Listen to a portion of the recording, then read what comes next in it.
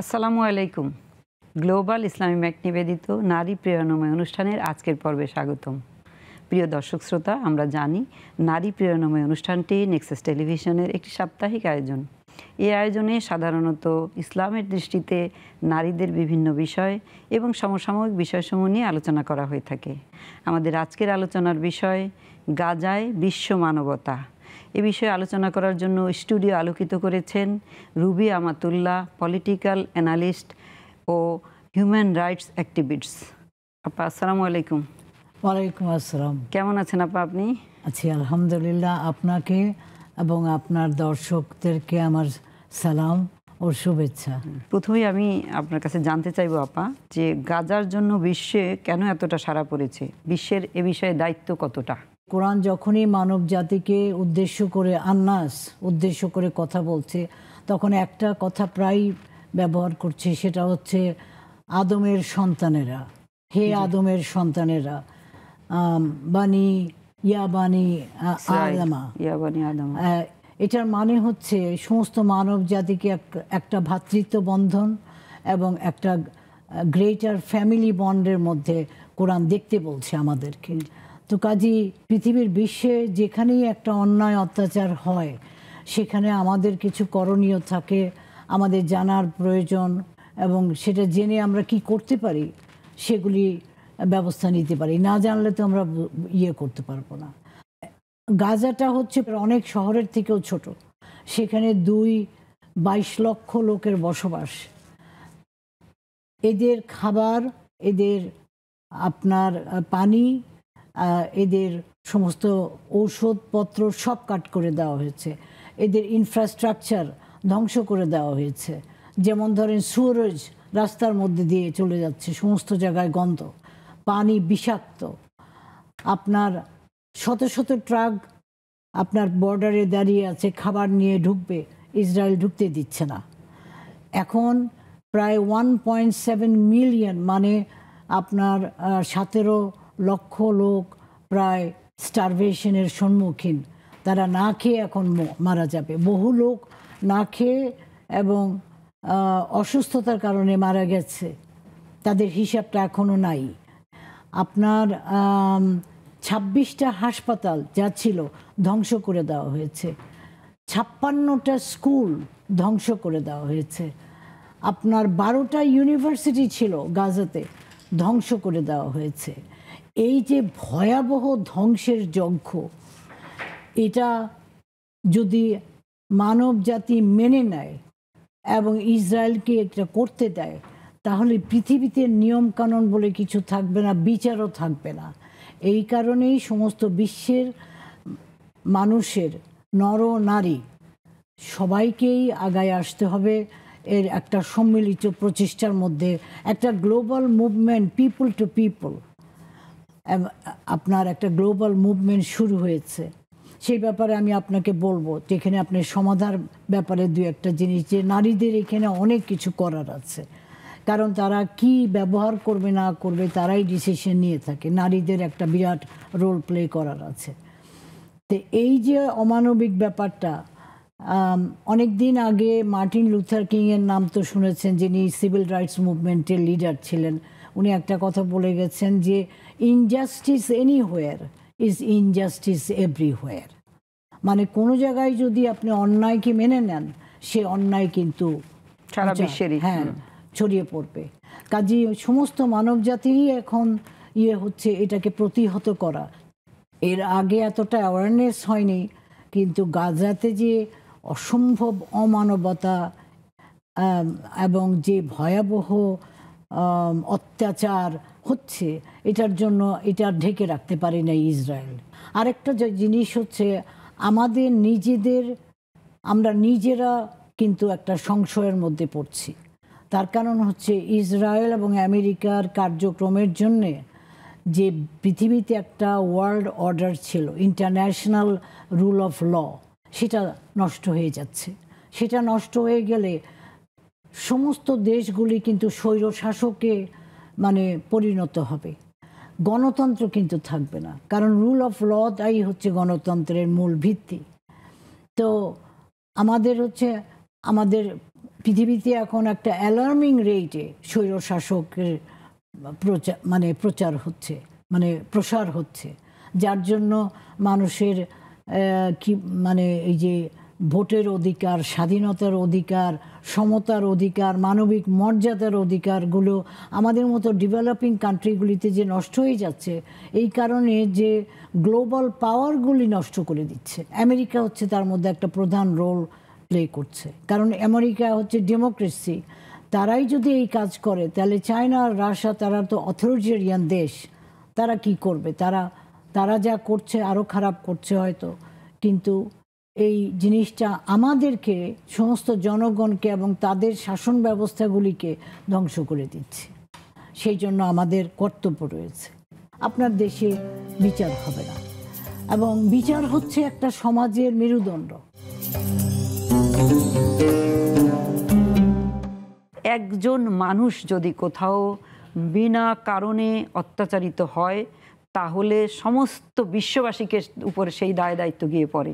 আমাদের ভিতরে আসলে সেই চেতনা আদৌ আছে কিনা? কোরআনের ব্যাখ্যা। হ্যাঁ জি, আমি আপনার সঙ্গে এই প্রসঙ্গে, কোরআন প্রসঙ্গে কি বলছে, আমি এটা আপনার কাছে একটু শুনতে চাইবো আপা। কোরআন এই ব্যাপারে কি বলছে? কোরআনের প্রসঙ্গে কি বলছে, এই যে গাজার বিষয়গুলো নিয়ে আপনি যে বলছিলেন? না, প্রথমে কোরআনের মেইন থ্রাস্টই হচ্ছে তুমি বিচার প্রতিষ্ঠা করো, তোমার নিজের জীবনে বিচার প্রতিষ্ঠা করো, তোমার সমাজে বিচার প্রতিষ্ঠা করো, তোমার যেই পরিধিতে তুমি কাজ করছো সেখানে বিচার প্রতিষ্ঠা করো।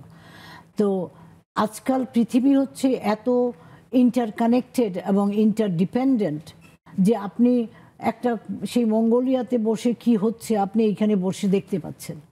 তো আমরা সবই ইন্টারকানেক্টেড, আমরা জানছি। জেনে যদি আমরা কোনো রিয়্যাক্ট না করি, আমরা যদি এর মধ্যে যোগ না দিই, তাহলে আমাদের ভাগ্যেও এই ধরনের সমস্যা হবে, আমাদেরকে এইভাবে মারা হবে, তখন কিছু বলার কেউ থাকবে না। কাজী এই বিচারের ব্যাপারে বলা হচ্ছে বিচার প্রতিষ্ঠা করো, এটা কোরআনের একটা মেইন থ্রাস্ট। এবং বিচার না হলে কোনো সময় কোনো জায়গায় শান্তি প্রতিষ্ঠিত হয় না। আর বিচার কিন্তু দাঁড়িয়ে থাকে সত্যের উপরে।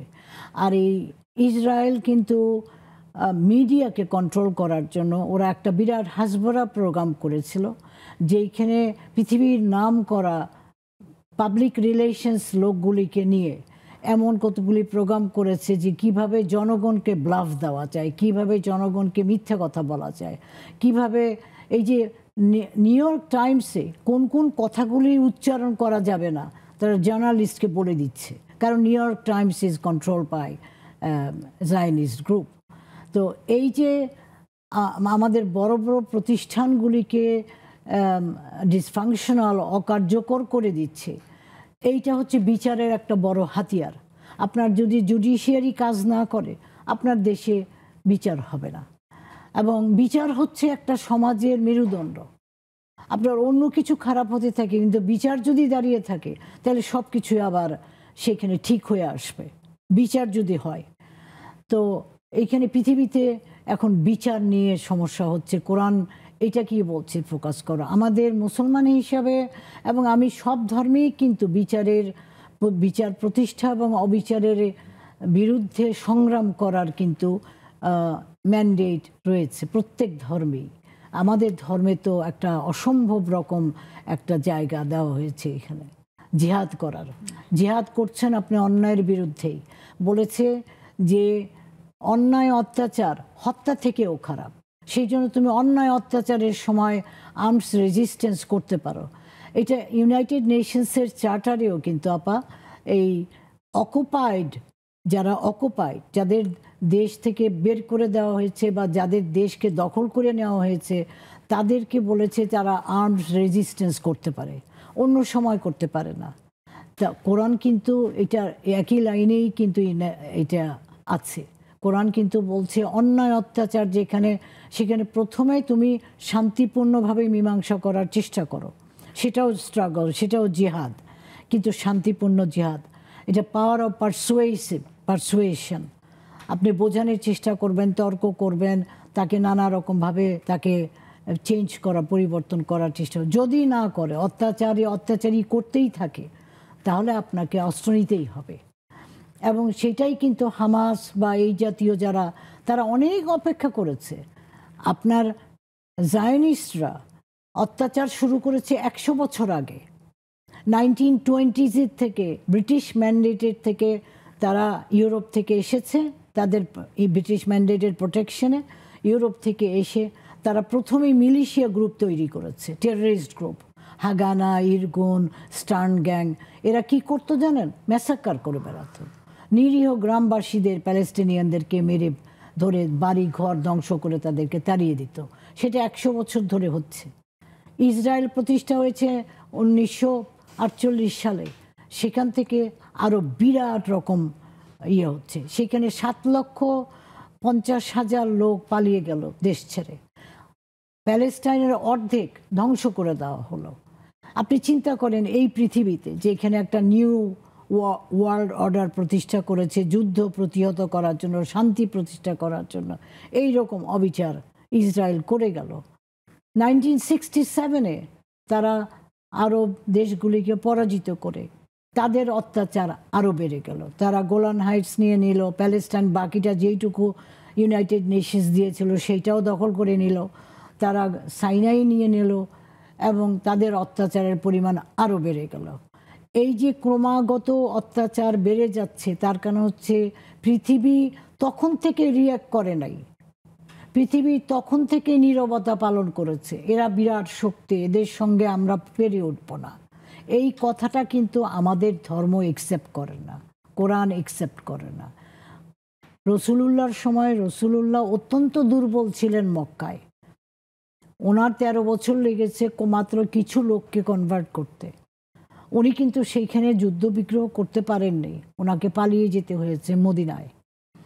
তো এই দুর্বল অবস্থার মধ্যে থেকে বলেছে তুমি সংগ্রাম করে যাও। প্রথমে উনি শান্তিপূর্ণভাবে করেছেন, পরে উনি আর্মস রেজিস্ট্যান্সে গেছেন। এটা আমাদের জন্য একটা উদাহরণ। একটা কিন্তু আমাদের হাতে আছে, যেমন ধরেন রেভলনের কোনো প্রোডাক্ট ইউজ করা উচিত না। মুসলিম বিশ্বের যে ভূমিকা পালন করা উচিত, সেই ভূমিকা থেকে মুসলিম বিশ্ব অনেক দূরে সরে আছে। তো এই বিষয়ে আপনি ওয়ার্ল্ড অর্ডার সহ ইন্টারন্যাশনাল রুল ল এবং এই ইসমাইল ফিলিস্তিনি এদের সংঘাত নিয়ে আপনি যদি একটু বলতেন, আমরা উপকৃত হতাম। বিশ্বে শোষক গোষ্ঠী বলতে আমরা যা বুঝি সেটা হচ্ছে প্রেডিটরি এলিটস। এখন এলিটরা একটা দেশে থাকে না, তারা একটা দেশের শোষক গোষ্ঠী আরেকটা দেশের শোষক গোষ্ঠীর সঙ্গে কোলিউড করে দুই দেশের জনগণকে ভিক্টিমাইজ করে। আমেরিকান লোকরা কিন্তু আমেরিকান সরকার দ্বারা ভিক্টিমাইজড হচ্ছে। এবং আপনি যেটা বলছেন মুসলিম বিশ্বে বেশি অত্যাচারিত হয়েছে, এবং কারণ আরেকটা জিনিস হচ্ছে মুসলিম দেশগুলির বেশিরভাগই স্বৈরাচারী, সেখানে গণতন্ত্র প্রতিষ্ঠান নেই এবং বিচার নেই। আপনি দেখেন ট্রান্সপারেন্সি ইন্টারন্যাশনাল যদি রিপোর্টগুলি দেখেন, আজ গত 20 বছর ধরে মুসলিম দেশগুলি সবসময় বটমে পড়ে আছে, নিচে পড়ে আছে। সবচেয়ে অত্যাচারী, সবচেয়ে মানবাধিকার লঙ্ঘন, আপনার অরাজকতা, এইগুলি কিন্তু আপনি মুসলিম দেশে দেখবেন। কেন? কোরআন তো এইগুলির বিরুদ্ধেই সবচেয়ে বড় কথা বলেছে, এগুলির বিরুদ্ধেই তো ফাইট করতে বলেছে। কিন্তু এই স্বৈরাচারী সরকারগুলো, মনে করেন এই মিডল ইস্টেই এই ইসরায়েলের আশেপাশে যারা আছে, সৌদি আরব বলেন, ইউনাইটেড আরব এমিরেটস বলেন, জর্ডান বলেন, তারা মুখে একটা কথা বলবে, মুখে কিন্তু অনেক কথা বুলিয়ে ওড়াচ্ছে, কিন্তু একজনও স্যাংশন দিয়েছে, একজনও বলেছে যে ইসরায়েলের সঙ্গে আমরা কোনো ব্যবসা করব না। আপা আমি আপনাকে একটু সংক্ষেপে এটা তো মুসলিম, এগুলি তো মুসলিম মেজরিটি দেশ। আপা বলতে আগে একটু শুনতে চাইবো যে এই আপনি যে নারীদের ভূমিকা বলছিলেন, কি করা উচিত, নারীদের একটু ভূমিকা আছে, এটা যদি একটু বলতেন। এই গাজার এই নারীদের ভূমিকা এইখানে একটা বড় ভূমিকা আছে, সেটা হচ্ছে যেহেতু এরা এত বড় শক্তি, সেজন্য একটা প্রোগ্রাম বেরিয়েছে, boycott, divestment and sanction, BDS। এটা প্রথমে প্যালেস্টিনিয়ান লিডাররাই বের করেছিল, কিন্তু এটা এখন গ্লোবাল মুভমেন্ট।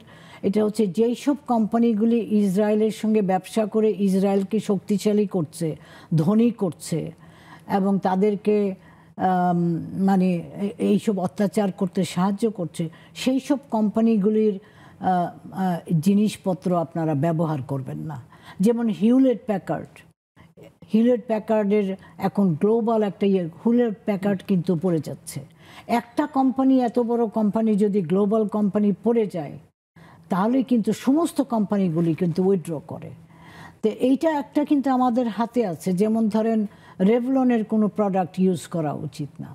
যেমন ধরেন অনেক লম্বা লম্বা তালিকা আছে। আমি বলি, আমি এই যে এই ওয়েবসাইটটাতে গিয়ে bdsmovement.net bdsmovement.net এই জায়গায় গিয়ে আপনারা দেখে নিতে পারবেন কি ধরনের লিস্ট, একটা লম্বা লিস্ট আছে যেখানে নারীরা কিন্তু এগুলি কন্ট্রোল করে।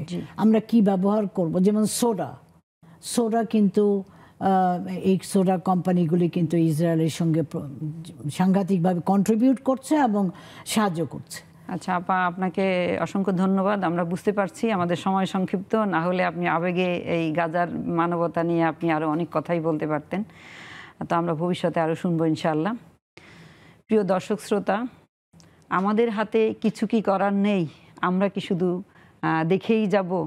যতটুকু আপা বললেন যেটা আমাদের হাতে আছে, আমরা অন্তত যদি চুপ করে থাকি তাহলে কি হবে? একদিন আমরাই এই অত্যাচারের মধ্যে আমরাই পড়ে যাব। তাই নিজেদেরকে এবং নিজেদের ভবিষ্যৎ বংশধরকে বাঁচাতে আমাদের হাতে যতটুকু আছে, যেটা করলে, যেগুলো না খেলে, যেগুলো না কিনলে অর্থনৈতিকভাবে ইসরায়েলকে মানে ক্ষতিগ্রস্ত করা যাবে, সেই বিষয়গুলো আমরা লক্ষ্য রাখব। আর একটা কথা যেটা আমরা পারি, সেটা হলো আমরা নির্দ্বিধায় সেজদায় আল্লাহর কাছে এই অবিচারের বিচার চাইব। আজ এখানেই, আল্লাহ হাফেজ।